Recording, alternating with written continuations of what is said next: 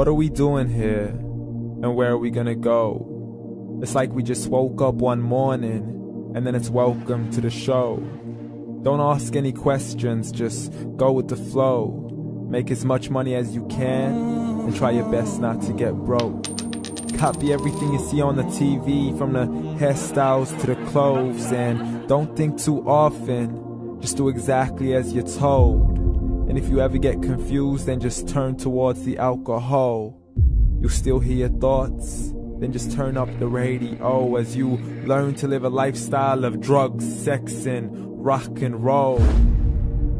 But in all honesty, I just need to know, is there more to the cycle than growing and getting old? Living and dying just to leave behind a happy home and a whole lot of property that somebody else is going to own.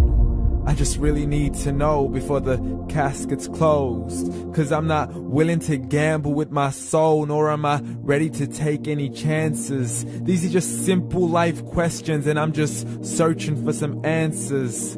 Like, what are we doing here? And what is our purpose? How did we get here, and who made us so perfect?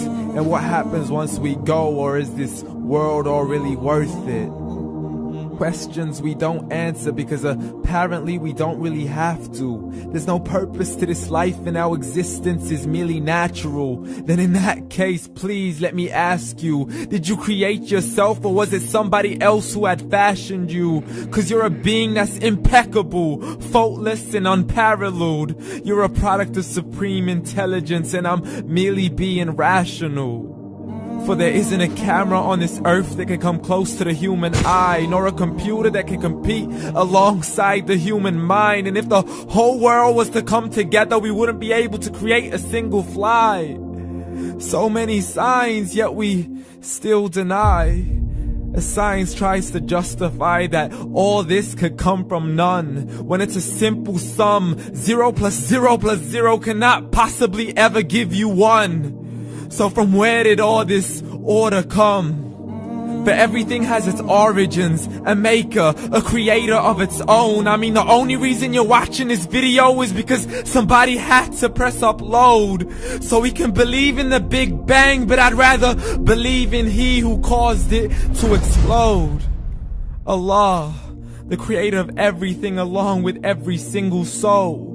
The ever-living, the master, the only one who is in control. Unlike his creation, beyond our imagination. And no, he's not a man, nor does he have any partners in association. He's on his own. And no, he did not ever leave us alone. Just like every manufacturer, he left us with an instruction manual. The Quran and Islam, and I'm sorry to jump to conclusions, but it's the only one possible. The only definition of God is the one and only supreme being. It's logical, a book with 0 contradictions, with miracles that are both scientific and historical, all revealed over 1400 years ago.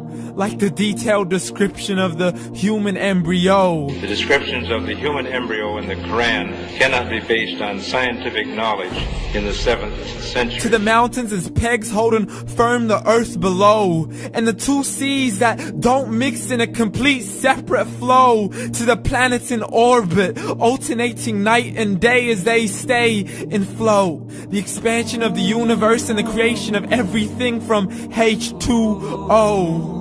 To the stories of the past and the preservation of Pharaoh. To identifying the lowest point in the land where Persia defeated Rome. The gushing fluid that created man in the glands between the ribs and the backbone. And not a word has changed, it's still the same. So please explain how all this was known over 1400 years ago.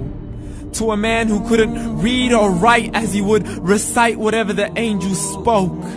And if you still don't believe, please try to come up with something that's even close. But you can't, so we took God as a mockery and his messengers as a joke. Muhammad could not read or write.